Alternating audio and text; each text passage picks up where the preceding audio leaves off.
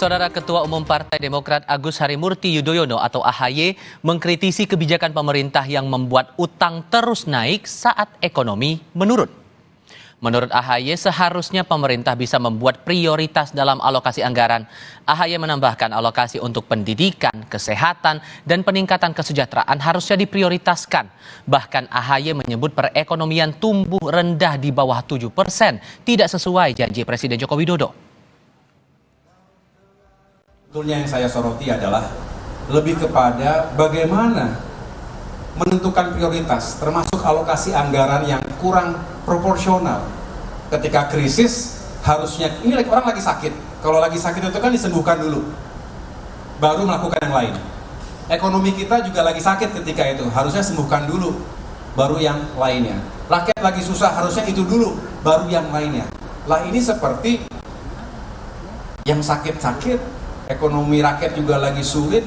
Kalau kemudian alokasi anggaran yang makin tipis, fiskal kita yang makin sempit akibat utang kita gede, infrastruktur, proyek, mega proyek yang luar biasa mercusuar, sedangkan alokasi untuk pendidikan dibatasi, alokasi untuk kesehatan makin dibatasi, alokasi untuk meningkatkan kesejahteraan juga dibatasi. 3 elemen utama dari indeks pembangunan manusia tadi harusnya yang diutamakan. Ketika pertumbuhan ekonomi kita stagnan di 5%, bisa dijelaskan. Belum lama AHY bertemu Puan Maharani di mana keduanya tampak akrab, namun tak berselang lama Ketua Umum Partai Demokrat itu kembali mengkritisi jalannya pemerintahan Joko Widodo yang merupakan kader PDI Perjuangan. Lantas apa makna kritik AHY hingga bagaimana kelanjutan pertemuan AHY dan Puan? Untuk mengulasnya sudah bergabung bersama kami kali ini Direktur Eksekutif Carta Politika Indonesia Yunarto Wijaya, Kepala Badan Komunikasi Strategis Partai Demokrat Herzaki Mahendra Putra, dan anggota DPR fraksi PDI Perjuangan Deddy Sitorus. Bang Deddy, Mas Toto, Mas Zaki, selamat sore, apa kabar? Selamat sore. Selamat sore, Mas. Terima kasih semuanya sudah bergabung. Ini ada 5 poin kritikan nih Bang Deddy untuk pemerintahan dari Ketua Umum Agus Harimurti Yudhoyono. Komentarnya gimana tuh?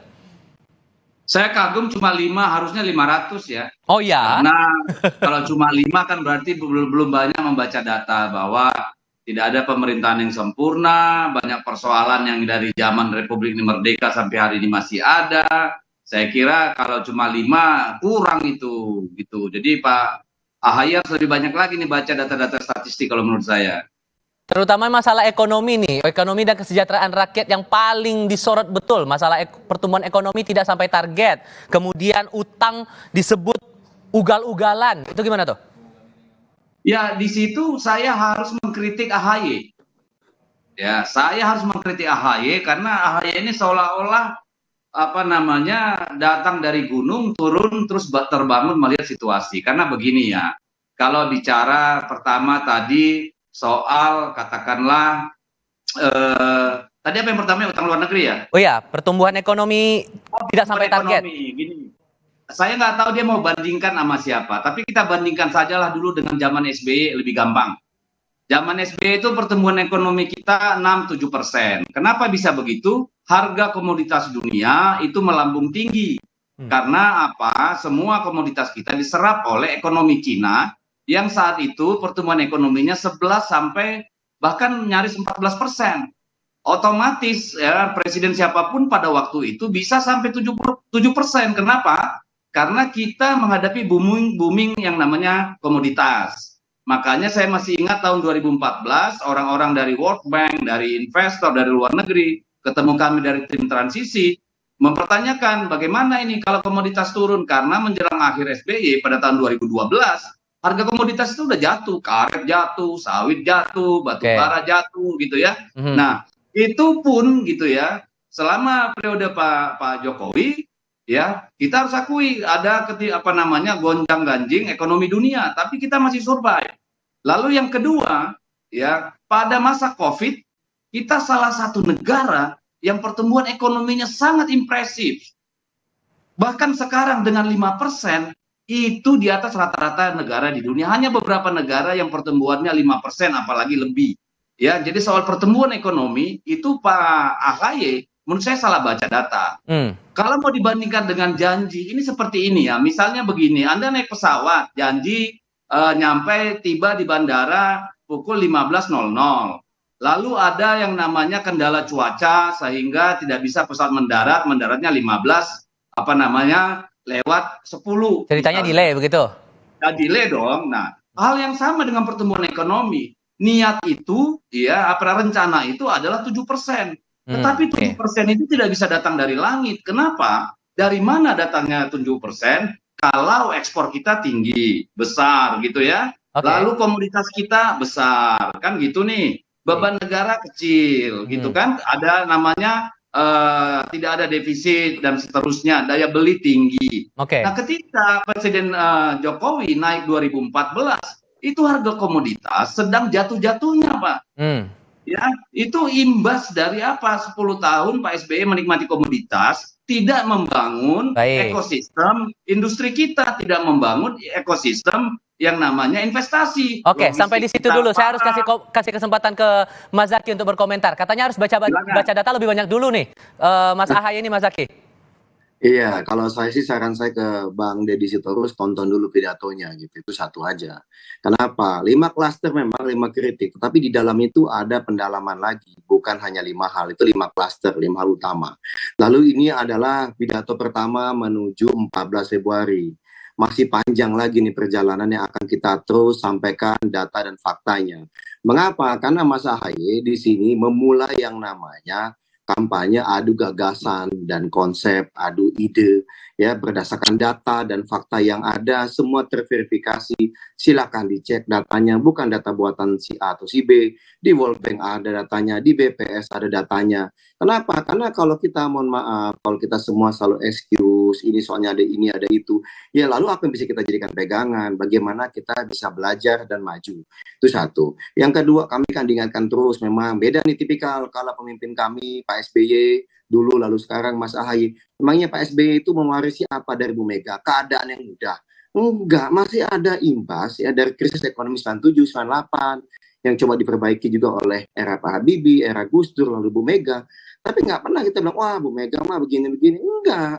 Tapi inilah situasinya, 2004 seperti apa, ya kita hadapi, ya bagaimana caranya kita bisa optimalkan pembangunan itu buat rakyat. Gitu. Jadi salah kalau dibilang bahwa salah baca data atau keliru baca data? Enggak, data kita jelas kok. Mohon maaf nih, misalnya kita bicara mengenai pertumbuhan ekonomi, ya kita membandingkan dari apa lagi gitu satu. Yang kedua kita bicara mengenai APBN, ya. APBN kemampuan keuangan negara, era Bu Mega 2004 itu 400 triliun. Dalam 10 tahun kita alhamdulillah bisa meningkatkan kekuatan ekonomi kita sehingga menjadi 1.800 triliun. Sedangkan di era Pak Joko Widodo hampir 9 tahun dari 1.800 hanya berkisar 2.200, 2.300 saja. Kita 4,5 kali lipat. Mohon maaf, sekarang enggak. Itu aja. Itu kan itu data. Nanti kalau kita bilang ABC susah juga. Karena begini Mas, gini. Kita kan kalau misalnya sekolah telat gitu. Apa alasannya? Ya telat gitu loh, ya kan? Nggak bisa kita bilang ABC, ya emang telat kok. Karena data tidak bisa berbohong, kecuali ada yang suka lewat statistik ya. Nah, kemudian yang kedua kita bicara lagi misalnya tadi, bicara tadi kan pendapatan per kapita. Karena Pak Jokowi ini kan Joko Widodo ini selalu berbicara mengenai Indonesia maju, Indonesia maju. Indonesia maju itu pendapatan kita harus per kapita 11.000 US dollar per tahunnya. Nah, sayangnya sekarang ya, dulu di era Bu Mega itu 1.100. Di era Pak SBY setelah 10 tahun itu 3 kali lipat naik yang lebih gitu, menjadi 3.600, 3.500 deh. Pak Jokowi dalam 9 tahun ini kan jangankan ini yang kan menurut saya jadi agak ngawur kan, gitu kan. Yang dikritik itu kan pertumbuhan ekonomi. Ya, pertumbuhan ekonomi 5%, katanya itu dianggap rendah karena pemerintah ugal-ugalan.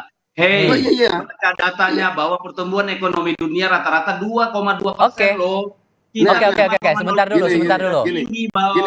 Oke, melihat perdebatannya ini Mas Toto, mohon maaf keduanya. Mohon maaf Bang Deddy, mohon maaf Mas Zaky. Sebentar dulu. Mas Toto, melihat keduanya ini berdebat dengan data begitu, dan kalau kita rujuk lagi ke belakang sempat ada hubungan yang terlihat tampak akrab begitu ya antara Puan Maharani dengan Ahaye waktu itu pertemuan di Senayan, dan kita korelasikan dengan kritik yang terlihat sekarang, gimana tuh?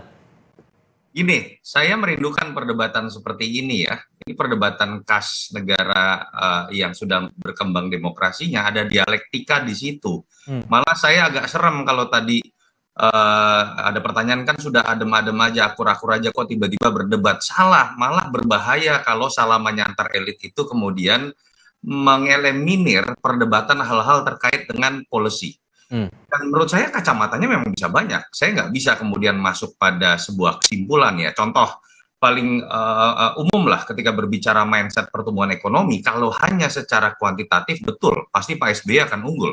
Pertumbuhan ekonomi beberapa tahun ada di angka 6%, di average pun pasti lebih tinggi. Tapi ketika berbicara misalnya dalam konteks komparasi pertumbuhan ekonomi global dengan situasi yang berbeda, dulu China 10% lebih ketika kita mencapai angka 6%. Atau ketika bicara secara kualitatif misalnya, faktor penyumbangnya memang dulu adalah karena ekspor bahan mentah, karena ada booming komoditi misalnya. Itu yang malah kemudian misalnya menjadi kritik dari sebagian ekonom terhadap pemerintahan SBY. Pertumbuhan ekonomi tinggi, tetapi kenapa kemudian tidak beranjak dalam konteks ketergantungan terhadap ekspor bahan mentah. Misalnya ya, atau kemudian ada yang masuk lagi mengatakan pertumbuhan ekonomi tinggi, tapi inflasi di zaman SBY selalu lebih tinggi.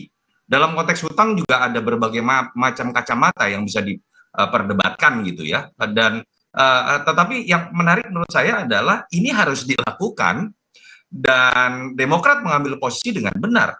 Bang Deddy Sitorus sebagai PDI Perjuangan, the ruling party juga mengambil posisi yang harus bisa menjelaskan hal tersebut begitu.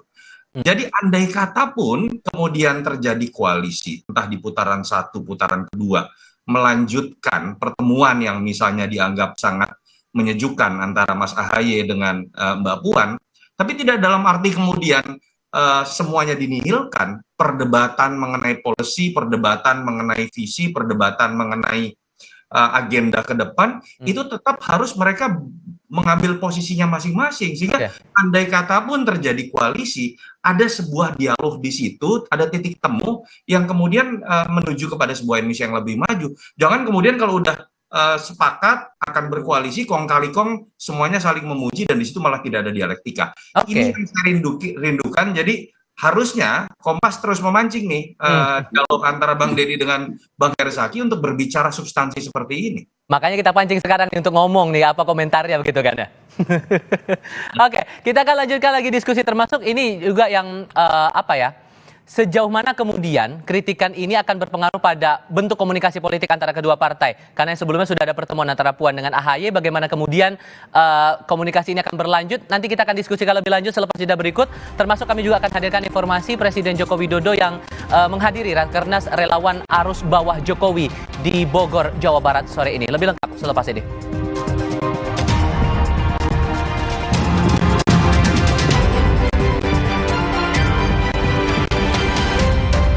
Sama Kompas Petang dalam diskusi sore ini, Direktur Eksekutif Carta Politika Indonesia Yunarto Wijaya, Kepala Badan Komunikasi Strategis Partai Demokrat Herzaki Mahendra Putra, dan anggota DPR fraksi PDI Perjuangan Deddy Sitorus. Bang Deddy, dengan kritik yang disampaikan tadi, walaupun kemudian Anda membacanya ini kayaknya salah baca data begitu. Apakah ini akan mengganggu komunikasi politik antara PDIP dengan Demokrat yang sebelumnya sempat dilakukan di Senayan waktu itu? Ya. Pertama sebelum soal mempengaruhi hubungan ya, ini kan kita bicara soal kritik dulu dan ini kan hal yang lumrah. Yang saya maksud salah membaca data itu adalah tidak meletakkannya dalam konteks. Misalnya dalam konteks pertumbuhan ekonomi, Demokrat tidak menjelaskan bahwa rata-rata pertumbuhan ekonomi dunia itu paling tinggi 2,2%. Kita bisa 5,03%. Artinya di seluruh dunia kita termasuk negara yang sangat luar biasa pertumbuhan ekonominya. Itu kan nggak disampaikan konteks itu gitu loh. Itu yang pertama. Yang kedua soal utang luar negeri. Silakan lihat utang luar negeri di sekitar kawasan kita aja. Singapura ya, berapa persen dari GDP-nya, berapa persen dari account-nya. Filipina berapa, Thailand berapa. Anda akan terkejut sendiri melihat data itu. Jadi ketika kita mengkritik utang luar negeri, mari kita bicara konteks ya. Misalnya, benar nggak Indonesia ini sudah dalam situasi yang berbahaya utang luar negerinya? Kita bandingkan dengan Singapura, kita bandingkan Malaysia, kita bandingkan Thailand, Filipina, Amerika, Jepang, silakan bandingkan. Baru kita menyampaikan kritik, gitu loh. Kritiknya silakan, tetapi konteksnya jangan hilang gitu ya.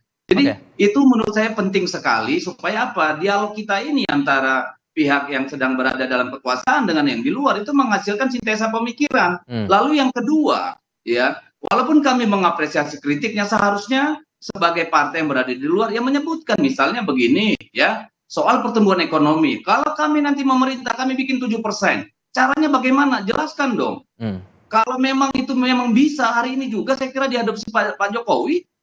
Ya kalau memang ada cara lain di luar itu untuk mengenjot dari 5% yang sudah salah satu terbaik di dunia itu. Ya. Lalu kedua soal utang luar negeri. Bagaimana caranya supaya tidak? Ini biar dicatat aja pada waktu Pak SBY menjalankan pemerintahan pada tahun 2004. Itu utang luar negerinya hanya 68 miliar dolar. Tetapi ketika beliau turun dari kekuasaan itu 292 miliar dolar loh. Jadi lalu mari kita lihat apakah semua negara ada berhutang. Berapa utang luar negeri pemerintah Amerika Serikat? Berapa Inggris? Berapa Perancis? Berapa Singapura? Jadi kita ini tidak hanya meracuni rakyat. Saya harus kasih kesempatan ke Mas Zaky nih, karena udah mulai ketawa nih, udah mulai ada respon. Gimana tuh, Mas Zaky? Iya, kalau saya tertawa begini ya, kalau tadi bicara letakkan pada konteks gitu ya, mungkin mohon dipahami yang namanya utang luar negeri. Era Pak SBY 2.600 triliun, kemudian utang IMF bisa dilunasi di era Pak SBY, lalu sekarang 7.000 lebih triliun, itu peningkatan sangat signifikan, itu satu. Yang kedua, kita bicara konteks lagi nih, lagi-lagi bicara konteks gitu. Ya, tadi bicara Singapura, Jepang, Amerika. Tolong dicek ya, tolong dicek berapa bunganya, lalu bagaimana dengan kemampuan membayarnya, itu yang mesti dicek. Lalu yang ketiga, berapa proporsi utang itu persentasenya. Jadi memang kok misalnya Jepang dengan kita, dia utang, tapi utangnya sama luar negeri apa sama dalam negeri, sama warga sendiri atau sama pihak mana, mesti dicek. Lalu berapa bunganya, bunga kita ini gede sekali. Nah, ini makanya benar-benar tidak baca data. Saya bisa bilang Anda tidak baca data. Saya jelaskan yang Anda bilang dulu. Mari saya jelaskan, ini saya bandingkan. Utang luar negeri itu harus dibandingkan dengan PDB. Dari tadi, tapi gantian dulu nih, Bang Deddy. Bang Deddy, gantian dulu ya, Bang Deddy. Sebentar, kasih kesempatan Mas Zaky dulu, silakan. Mas Zaky. Mas Zaky saya sudah tangkap. Saya mau jelaskan yang dijelaskan Mas Zaky. Saya kasih kesempatan dulu. Kalau yang namanya utang luar negeri itu dibandingkan dengan PDB. Mas Zaky silakan. Saya harus kasih kesempatan Mas Zaky dulu. Bang Deddy, tahan dulu. Silakan. Ya, silakan. Iya, utang di PDB itu yang dibandingkan salah satunya itu. Tapi juga tadi bicara konteks, ada namanya negara maju, ada negara levelnya kayak Indonesia. Ada nama kita, mohon maaf, bunga. Bunga berapa persen, Bang Deddy? Anda jujur aja, Indonesia bunganya berapa persen bunga utang? Dibandingkan dengan bunga utang yang dimiliki Singapura, bunga utang yang diambil oleh Jepang. Ya, berapa? Datanya kasih tahu dong. Datanya berapa menurut Anda? Anda tahu nggak bahwa 88% pinjaman luar negeri kita itu dalam rupiah? Anda punya data nggak? Mana? Berapa bunganya kita bayar? Coba sebutkan. Ayo, mari sebutkan. Bunga yang kita bayar 400 triliun, Bang Dodi. Bang Dodi, 400 triliun. 400 triliun itu sebanding dengan kalau kita ngasih beasiswa ke anak-anak sampai kuliah, itu bisa berapa juta mahasiswa yang tidak akan putus sekolah. Lalu yang kedua, bisa 8 juta UMKM. Ekonomi kita nggak akan rusak kayak gini gitu loh. Kalau misalnya uangnya tidak dipakai bayar bunga utang. 400 triliun bunga utangnya, belum pokoknya. Itu udah mau setengah sendiri dari APBN kita gitu loh. Itu kalau kita bicara konteks dan data. Makanya kenapa di pidato Mas Ahaye juga dijelaskan bunga utang 400 triliun itu sebanding dengan 2 juta orang yang bisa sekolah sampai kita kuliahkan sampai lulus, kemudian dari SD. Kemudian yang kedua, yang kedua tadi itu sebanding dengan ada masing-masing UMKM ada bantuan 50 juta, bisa 8 juta UMKM. Kalau itu bisa kita berikan, ekonomi kita nggak akan kayak gini, nggak akan mandek. Utangnya meroket, tapi pertumbuhan ekonominya mandek. Ya gimana? Mas Toto gitu bantu untuk menengahi ini. Jadi konteksnya Anda sudah dapat tidak, dan kemana arah diskusi ini yang terlihat sejauh ini, Mas Toto? Sebelum Mas Toto. Saya mau jelaskan dulu. Dikit dulu Bang Deddy, dikit ya. Sedikit ya, 30 second saja. Setelah itu saya kasih ke Mas Toto. Katanya kan ini ekonomi buruk. Dia lupa bahwa pertumbuhan ekonomi kita tertinggi di dunia, salah satu tertinggi di dunia, 5,03%, rata-rata dunia 2%. Jadi kalau dibilang ekonomi buruk itu ngaco itu pikirannya, itu pertama. Mandek kenapa? Pengangguran banyak. Udah ngomong, bentar dong. Pengangguran. Bentar dong. Ya udah, kita bandingkan negara maju dengan negara katakan negara seperti kita ya yang sebanding. Kalau negara maju, saya ambil contoh nih ya, dibandingkan dengan PDB-nya. Kalau Amerika Serikat itu 103% dari PDB.